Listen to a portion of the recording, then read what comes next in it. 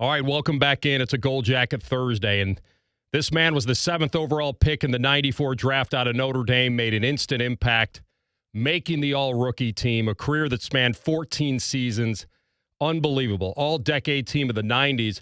And I remember the announcement, two of the best defensive linemen ever to put on a 49er uniform. One of them knocked, the other answered.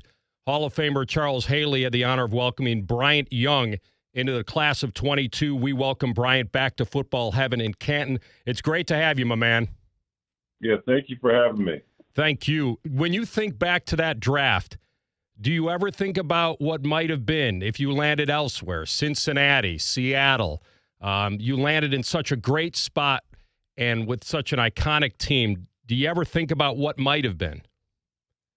Yes, I actually do. I think at that time the Rams had the 7th pick and the Niners were at 15, and they actually traded up, and the Rams traded away their 7th pick, and so that's how it became a 49er. Normally you don't typically going that high, top 10, 15 picks.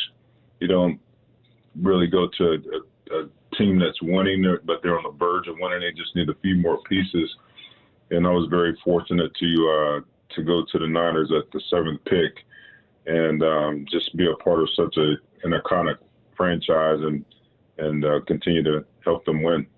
I think I enjoyed your speech as much as anyone I've ever heard. It was humble. I thought your respect for your teammates and your opponents alike stood out to me.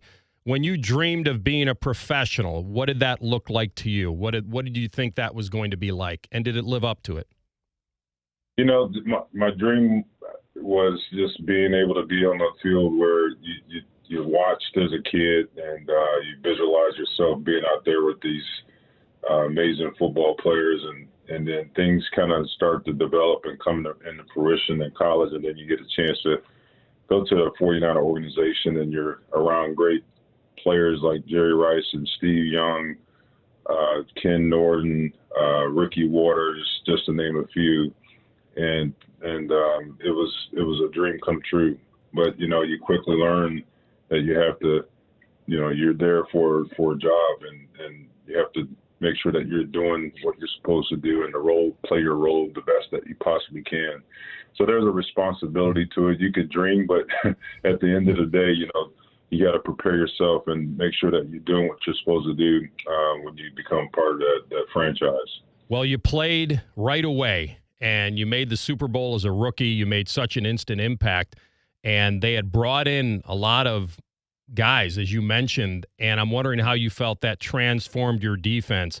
They made 5 out of 6 NFC championship games before you had arrived. You get to the Super Bowl, you win it. They had brought in a lot of free agents to kind of strengthen that defense. Describe what that was like with all those guys having to come together and transform that defense. Yeah, we had a lot. This was the big year of free agency. You had Ricky Jackson and Richard Dent, Charles Mann. We had Dana Stubblefield his second year, and you had Dennis Brown, who had been there for a while, and Deion Sanders and Kent Norton and Gary Plummer were acquired in the offseason, and then the draft. And then you have the guys that were already there, and then you have just a mix of different personalities. How fast can you allow this team to gel in this locker room to formulate and become one and get on the same page? I think when guys were brought in, whether it's through the draft or through free agency, they understood the assignment, and so we were there to win a championship, and it was known, and so we understood, the history, what was going on, and I think every guy took it upon themselves to make sure that they did their part, and it was a very healthy locker room. We had a lot of characters on the team. It was a fun year, and just to be a part of an organization where you felt like from the top down, it really mattered to them, and you were an important part of the organization. Very cool. Talking with Bryant Young, Hall of Fame defensive lineman, San Francisco 49ers. He's in Canton. You'll get a chance to meet and greet with Bryant Saturday. His events in the museum for the guests. He'll meet and greet from 9:30 to 10 in the Pro Football Hall of Fame lobby. What does it feel like to get that call again to come back to Canton? I know you waited, I think, 8 years to get in officially, and now you're back for the residency. It's been a very cool program to bring you guys back to football heaven.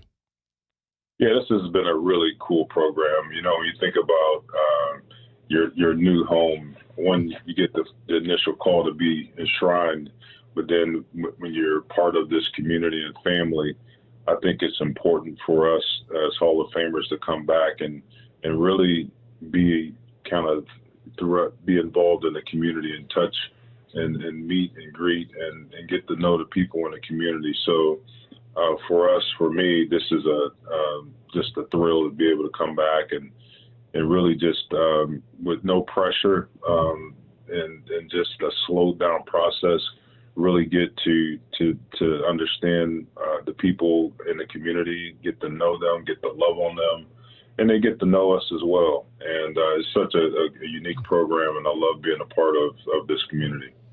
I thought your bust was great. What did you think of it when they revealed it on Enshrinement Day?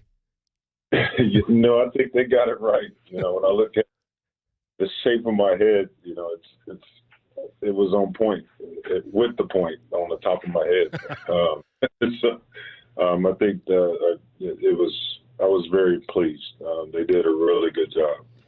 Many people may not remember, and maybe they'd like to forget the horrible injury you went through trying to come back. You were Comeback Player of the Year. How scary was that time for you? It was pretty scary, just not knowing just the depth of what was actually occurring. I knew I had a broken leg, but then I had complications, and then the reality set in that, hey, this could be potentially the end of your career. And just sitting in the hospital for as long as I did, that became a real deal for me that my career could potentially be over. And it was a hard-fought battle back to get back on the field with the help of a great medical staff, doctors and trainers who really pushed me and just helped me rehab along the way. It was a long process back, but I think a lot was learned. Through the process of going through some adversity, I learned a lot about myself, and that's what life is about. Being able to not only when you have setbacks, but when you look back, what lessons were learned along the way.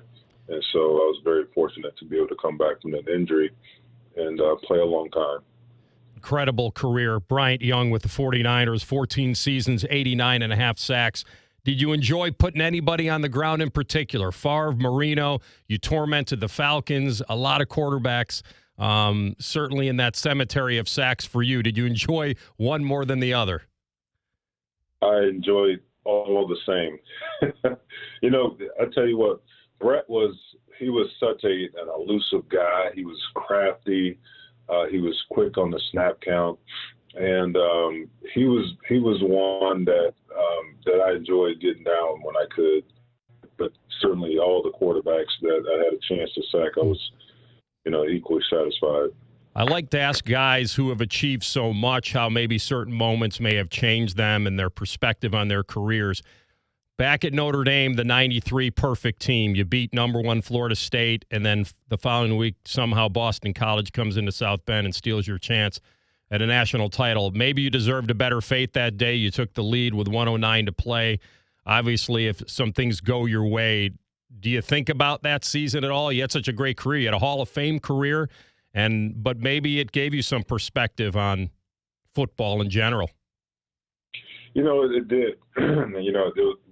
We went through one of the highest of the highs in terms of winning and just feeling at the top of the world, and to one of the lowest points of a college career and losing the next week to Boston College. We really learned a lot. Not that we ever took anything for granted, but just in terms of preparation, I think the lesson that I came away with was you never can get too high and too low. Just kind of maintain a level of just awareness and, just mental preparation, and never take anything for granted. we missed an opportunity. I think back to the run Notre Dame just had in this new 12-team playoff system. They had a chance to win a national championship, and didn't go their way.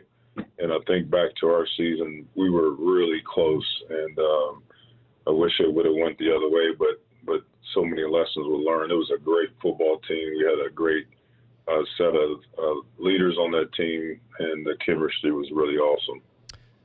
Well, you took all those lessons into the NFL and turned it into a Pro Football Hall of Fame career, and I know that your former teammate, Dennis Brown, once said that you were all business. When they knew they were lining up with BY, you knew that he had a purpose and an assignment, and he was never going to let anybody down. And I think that must make you feel very proud when you have your peers, especially your teammates, knowing that when they lined up with you, that you were going to make sure that every blade of grass was covered. You know, that was important to me.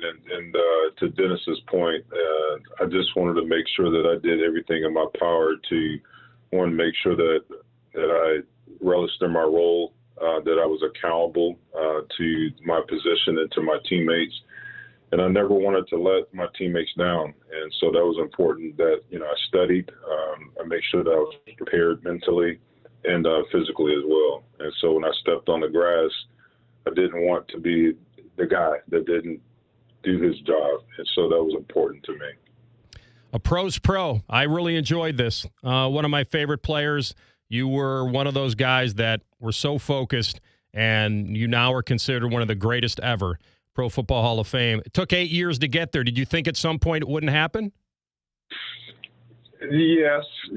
I'll be honest. I mean, there was just when I first became eligible, even being on the list, but never getting a shot to get to the semifinals. And then finally, years later, went to the semis and then the finals. I didn't go that year. It was the last year of the knock on the door in the hotel.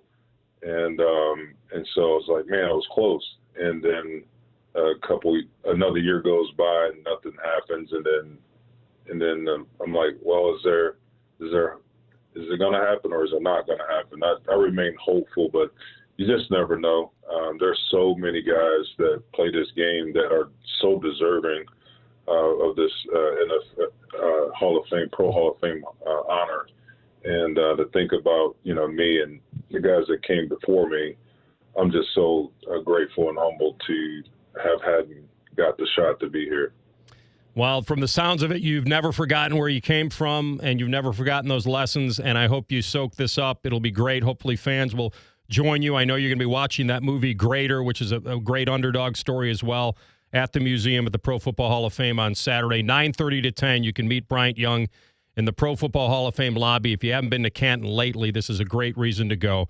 Bryant, I really enjoyed this. I hope you and your family stay well. Thanks for this visit. Yeah, thank you very much.